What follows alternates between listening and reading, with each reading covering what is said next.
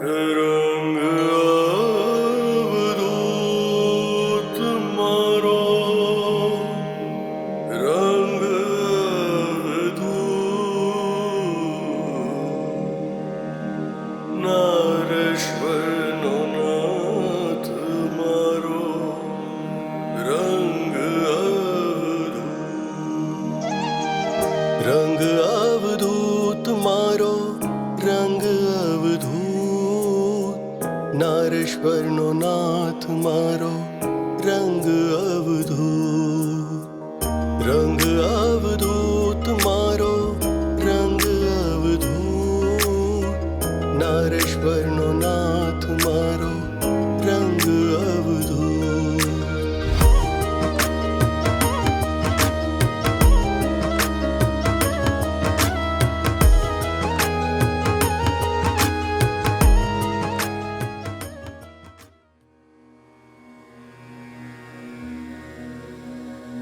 નારેશ્વરથી નીકળી શ્રીરંગ રાણાપુર આવ્યા.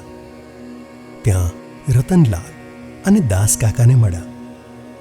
તેમને મળીને તે સ્થાનની દિવ્યતા અને ત્યાં થયેલા દિવ્ય દર્શનની વાત કરી. હવે તેમણે ત્યાં જ રહી અનુષ્ઠાન કરવાનો મક્કમ નિર્ણય કર્યો. દાસકાકા અને રતનલાલને વિદાય આપતા કહ્યું, દત્ત જયંતી કર્યા પછી માગશર વદ ત્રીજને દિવસે હું અચૂક આવી જઈશ. તમે પણ ત્યાં આવજો. આપણો મેળાપ ત્યાં જ થશે. આમ કહી પાંડુરંગ ત્યાંથી ચાલી નીકળ્યા. કયા સ્થળે જતા હતા તેની કોઈને પણ જાણ કર્યા વગર મનમોજી સંત નીકળી પડ્યા. દાસકાકા અને રતનલાલ ચિત્રવત થઈ તેમને જોતા રહ્યા. તેમને વિચાર કર્યો કે ભયંકરતામાં પણ દિવ્યતા જોઈ તેથી જ પાંડુરંગને નારેશ્વર પર વિશ્વાસ બેઠો છે. આવા દિવ્ય સ્થાનને પારખનાર આ તપસ્વી પણ દિવ્ય છે. દિવ્ય અન્ય દિવ્યતા મળતા જ આ સ્થાન ભવ્ય થશે. બંને ચર્ચા કરી કે આ તપસ્વીને પ્રાપ્ય સુવિધાઓ આપશું. તન મન ધન અને પોતાનું સર્વસ્વ આ સંતની સેવામાં સમર્પણ કરી દેશું. તેમણે બંને સદ્ગુરુની સેવાનો સંકલ્પ કર્યો. ક્ષણ ક્ષણ વીતતી જતી હતી અને આખરે તે શુભ દિવસ આવી ગયો. રંગ અવધૂતના ઇતિહાસમાં સુવર્ણ અક્ષરોથી આ દિવસનો ઉલ્લેખ થશે. સંવંત 1981ના માગશર માસની કૃષ્ણ પક્ષની ત્રીજના સુંદર સંધ્યા કાળે નારેશ્વર રોડ સ્ટેશન, જે માલૌદ નામે પ્રખ્યાત હતું, કરજણથી આવતી ગાડીમાંથી યુવાન પાંડુરંગ આ નારેશ્વર રોડ સ્ટેશને ઉતર્યા. શુક્લકડી શરીર અને સ્ફૂર્તિનો ભંડાર, પાણીદાર મુખડા પર દિવ્ય તેજ, તેના પર કાળા ભમ્મ વાળની જટા, શુદ્ધ સફેદ ખાદીનું કપડું શરીર પર લપેટ્યું હતું. બંને આંખો સૂર્ય અને ચંદ્રની જેમ ચમકતી હતી. હોઠ પર મધુરું હાસ્ય, જમણા હાથમાં દંડ અને ડાબા હાથે જળનું પાત્ર, ખભે નાની સરખી જોડી અને ચરણ પાદુકા ખટ ખટ રણકી રહી હતી. ઝડપી પણ હંસ જેવી ચાલે ચાલી રહ્યા હતા. આ સાંજના વિવિધ રંગો પશ્ચિમમાં સોહી રહ્યા હતા. ધૂળે ભરાયેલા માર્ગ પર આ યુવાન સંત ચાલ્યો જતો હતો. આસપાસ જોયા વિના મનમાં ફક્ત પ્રભુ મિલનનો ધ્યેય લઈ સીધે સીધા દેહરે જવા ચાલ્યા. થોડું ચાલ્યા હશે કે રાત થવા આવી. બધી દિશાઓમાં અંધારું પથરાવા લાગ્યું.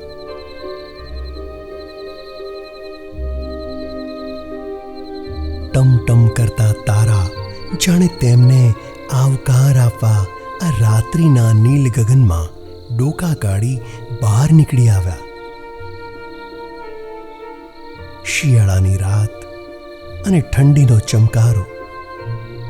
નાની મોટી કેડીઓ જાણે ભૂલ ભૂલામણીની જેમ પથરાયેલી હતી. કેડી ચૂક્યા તો પછી કોઈ અવળે રસ્તે ભૂલા પડી જવાય. નારેશ્વરના દહેરાએ લઈ જાય એવી કેડી પકડી પાંડુરંગ ચાલ્યા જતા હતા. તેમને એકલા જતા જોઈ એક ભાઈએ એમને પૂછ્યું, ભાઈ, આમ એકલ દોકલ તમે ક્યાં જઈ રહ્યા છો? પાંડુરંગે ટૂંકમાં કહ્યું, નારેશ્વર. પેલા સજ્જને કહ્યું, મારી વાત સાંભળો. આ ઘોર અંધારી રાત અને રસ્તો અતિ વિકટ છે. અસંખ્ય કેડીઓ આમ તેમ ફેલાયેલી છે. અંધારામાં ક્યાંક અટવાઈ જશો. મારું કહેવું માનો. નજીક એક ગામ છે, એનું નામ સગડોળ છે. બહુ આઘું નથી. ત્યાં જઈને તમે આજની રાત વિતાવો. આવતીકાલ સવાર પડે તમે ત્યાંથી નીકળી જજો. કોઈ જાણકાર માણસને ભોમિયા તરીકે લઈ વહેલી સવારે ત્યાં પહોંચી જજો. આટલું કહી તે વ્યક્તિ અંધારામાં ક્યાંક ગુમ થઈ ગયો.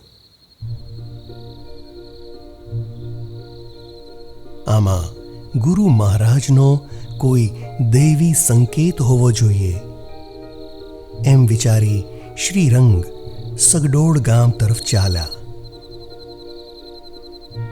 સગડોળના ભાગોળે એક ચોતરો હતો. તેમણે સારી રીતે સાફ સફાઈ કરી ત્યાં દેહ લંબાવી સૂઈ ગયા. પણ ગામના લોકો તે ચોરા પર પોતાના ઢોર ઢાંખર બાંધતા. ત્યાં ખૂબ ગંદકી હતી અને અતિશય દુર્ગંધ પણ આવી રહી હતી. વળી જાત જાતના જીવડા અને મચ્છર ડંખ મારે અને અવિરત તમરાટ સંભળાય. કડકડતી ઠંડી અને સાવ અજાણ્યું સ્થળ. તેથી તેમને ઊંઘ પણ આવી નહીં. સ્વભાવે ચિંતનશીલ, તેથી રાત આખી જાગતા રહી ચિંતન કર્યું. રાત વીતી ગઈ, પણ સૂર્યોદય પહેલા પ્રસન્ન ચિત્તે વહેલા ઉઠી ગયા અને સવારે સ્નાનાદિ કાર્યો કરી પરવારી ગયા. ગામના એક માણસને લઈ નારેશ્વર દેહરે આવી ગયા. શિવલિંગના દર્શન કર્યા અને તેમનું જમણું અંગ ફરકવા લાગ્યું. તનમાં શુભ સ્પંદનો થયા. શિવાલયની સામે એક લીમડા નીચે બ્રહ્મચારી પાંડુરંગ બિરાજ્યા. કલરવ કુંજન કરી જાણે પક્ષીઓ તેમનો સત્કાર કરી રહ્યા હતા. જાણે એ વગડાની પ્રકૃતિ બધા પ્રાણીઓ શ્રીરંગને આવકાર આપી રહ્યા હતા. સામે રેવા માતાનો વિશાળ પટ. આ બધું જોઈ પાંડુરંગના હર્ષાશ્રુ છલકાઈ ગયા. છલકતી આંખોથી પાંડુરંગે બંને હાથ જોડી હૃદયથી મા રેવાને પ્રાર્થના કરી.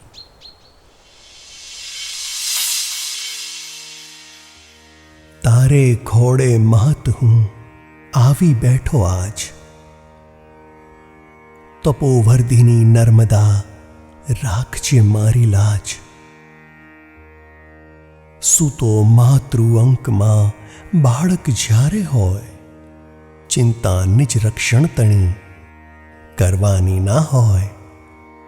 ખોડામાં નિજ માતના મૂકે માથું બાળ, નિશ્ચિંતે આનંદથી કરતું કિલકિલાટ. તેમ આજ તું જ અંકમાં બેસી રેવા માત. નિશ્ચિંત નિર્ભય હું બન્યો. જય જય રેવા માત, જય જય રેવા માત.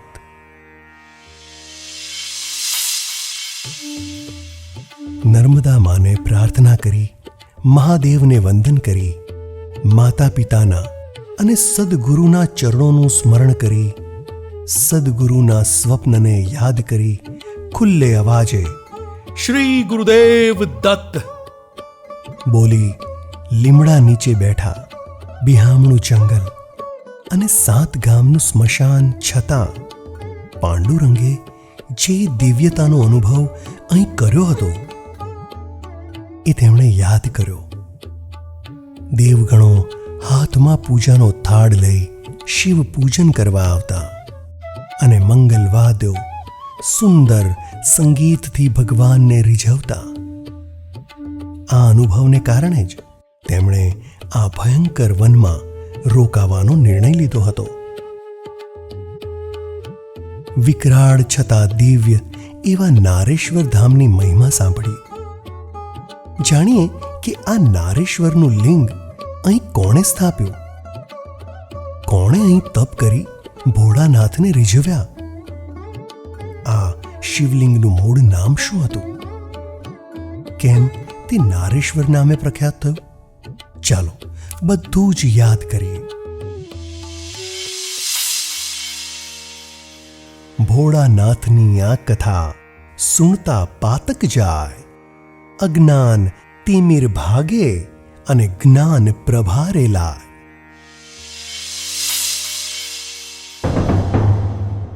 એક વખત પૃથ્વી પર અપાર દૈત્યો પ્રગટ થયા અને બ્રાહ્મણો, દેવો, સંત સાધુઓને ખૂબ હેરાન કરતા હતા. દેવો બધા હારીને કૈલાશ આવ્યા અને ગણેશજી પાસે આવી તેમણે પોતાના દુઃખોની વાત કરી. બધાએ મળીને ગણેશજીને પ્રાર્થના કરી. વિઘ્નહરો વિઘ્નેશ હે આવ્યા શરણે આજ, દૈત્યોના આ ત્રાસથી રક્ષો સુરવર રાજ. ગજવદના લંબોદરા ગૌરી સુત ગણરાજ, શરણાગત વત્સલ પ્રભુ રાખો અમારી લાજ. અગાઉ પણ દાવાનળથી બળતી સૃષ્ટિને જોઈ આપને દયા આવી અને બધો દાવાનળ આપ પી ગયા હતા. હે રિદ્ધિ સિદ્ધિના નાથ, 14 બ્રહ્માંડ તમારા જ ઉદરમાં રહે છે અને તેથી જ તમે લંબોદર કહેવાઓ છો. આવા કેટલાય જગહિત કાર્યો તમે કર્યા છે. દેવોના હિત માટે લંકેશ પાસે અધવચ્ચે આત્મલિંગ મુકાવી તે દુષ્ટની ઈચ્છાઓ પૂર્ણ થવા દીધી નહીં અને સર્વ વિઘ્નો દૂર કર્યા. આવા હે વિઘ્નહર્તા, અમારા પણ બધા વિઘ્નો દૂર કરો. દેવોની પ્રાર્થના સાંભળી કોમળ હૃદયના ગણપતિ દ્રવી ઉઠ્યા. ભક્ત વત્સલ પોતાના ભક્તોને કહેવા લાગ્યા, જાઓ, તમારા બધા વિઘ્નો હું દૂર કરીશ. આ બધા દૈત્યોનો હું નાશ કરીશ. શ્રી ગણેશને આ દાનવોની દુર્વૃત્તિને દૂર કરવાનો એક ઉપાય સૂચ્યો અને તે હતી સદ્વૃત્તિ. આ સદ્વૃત્તિનું પોષણ કરનાર અને સૌનું કલ્યાણ કરનાર ફક્ત એક ભોળાનાથ છે. તેથી તેમણે આકરો તપ કરી ભોળાનાથને રીઝવવા રેવા માતાના પશ્ચિમ તટ પર એક સુંદર વન જોઈ એક આસને સ્થિર થઈ તેમણે ધ્યાન શરૂ કર્યું.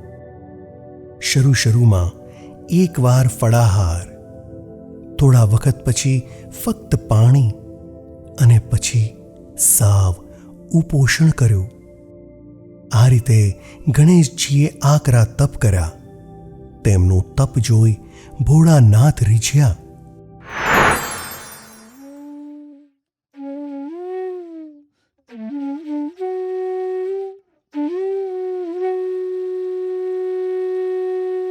અને તેમની સમક્ષ મા પાર્વતી સાથે આવીને ઊભા રહ્યા. ડમડમ ડમરું વગાડી ભોળાનાથે ગણેશને ધ્યાનમાંથી જગાડ્યા. સામે સ્વયં શિવ શક્તિને જોઈ અશ્રુભીની આંખે ગણેશજીએ પ્રાર્થના કરી, જય જય શાંબ સદાશિવ માયાપતિ મહેશ, જય જય વિષધર વિષહર વ્યોમકેશ વિશ્વેશ, જટાજૂટ શિર પર થકી વહેતી નિર્મલ ગંગ, ચંદ્ર ચમકતો ભાલ પર ભસ્માંકિત શુભ અંગ, ચંદ્રમુખી અર્ધાંગના ચંદ્ર પ્રભા સમતન, ચંદ્ર સૂર્ય અગ્નિ સમા શોભે ત્રિલોચન, ડિમ ડિમ ડમરૂ કર બજે નાસે માયા ભૂત, ત્રિશુલ ત્રિગુણ ભેદતું શોભી રહ્યું અદ્ભુત, કર્પૂર ગૌરા વાન પર વ્યાલ રૂંડની માળ, નીલકંઠને શોભતું જય ગિરિજેશ દયાળ, પન્નગના આભૂષણો લસલસતા છે કાય, દર્શન થાતા દિવ્ય આ જન્મ મરણ ભય જાય, દર્શન થાતા દિવ્ય આ જન્મ મરણ ભય જાય. આમ સ્તુતિ વંદન કરી ગણપતિ શિવના ચરણે નતમસ્તક થયા.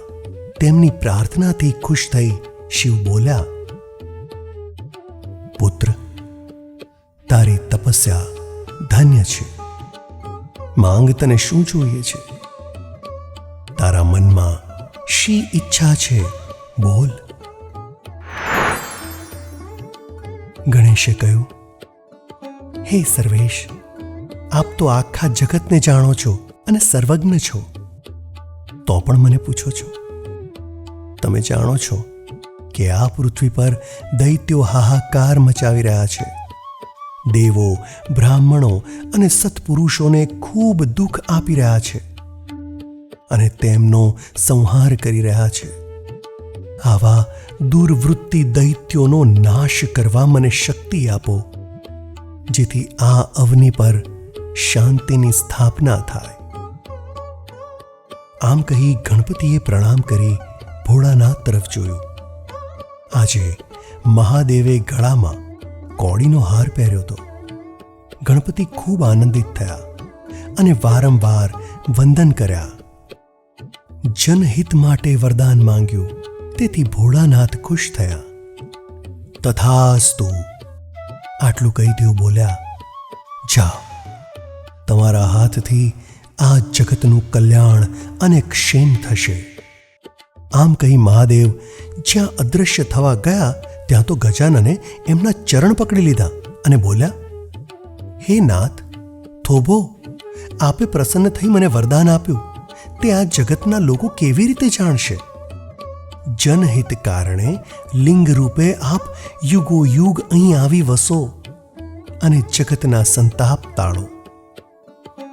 ભોળાનાથે પ્રેમથી સંમતિ આપી અને શ્રી ગણેશે પોતાના હાથે ત્યાં શિવલિંગની પ્રતિષ્ઠા કરી.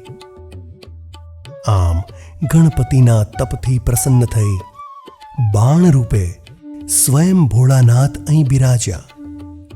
ગણપતિએ શિવજીને પૂછ્યું, આ બાણનું નામ શું રાખીએ?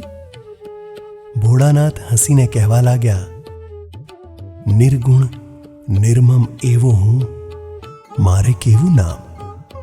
આમ તો મારે કોઈ નામ નથી, છતાં બધા જ નામ મારા છે. નિરાકાર અને નિષ્ક્રિય એવો હું, પણ બધા કામ મારા છે. હું તો ભક્તોને આધીન છું.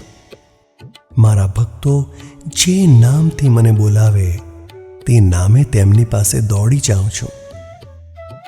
દીકરા ગણેશ, તું મારો ભક્ત છે. જે નામ તને ગમે તે નામ રાખ. ગણપતિએ શંભુ તરફ ધ્યાનથી જોયું. તેમણે ગળામાં કોડીનો હાર પહેર્યો હતો, જે તેમણે પહેલી વાર જોયો. નીલકંઠના કંઠમાં કોડીનો હાર જોઈ તેમને વિચાર આવ્યો કે સંસ્કૃતમાં કોડીને કપરદિકા કહેવાય. કપરદિકા પહેરી ઊભા શંકરને જોઈ તેમણે બાણનું શિવલિંગનું નામ કપરદીશ્વર રાખ્યું.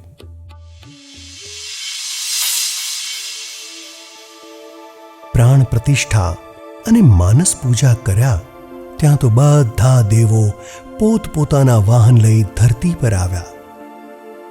બધાએ કપરદીશ્વરની પૂજા અર્ચના કરી. સૂર્યચંદ્ર બંને દીવા સમાન આ સ્થળે અજવાળું કરતા. હર હર ઓમનો નાદ કરી નર્મદા માતાનો પ્રવાહ અહીંથી વહેતો. નિત નૂતન આભૂષણો સજી પ્રકૃતિ અને દિશાઓ નવા નવા ઉપચારથી શિવાર્ચન કરતા. કપરદીશ્વર રૂપે રેવા તટે શિવજી જુગ જુગ અહીં વિરાજ્યા.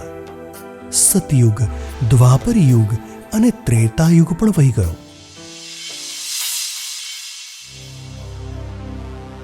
અને અહીં ભ્રષ્ટાચાર અને પાપથી ભરેલો કળિયુગ આવી ગયો.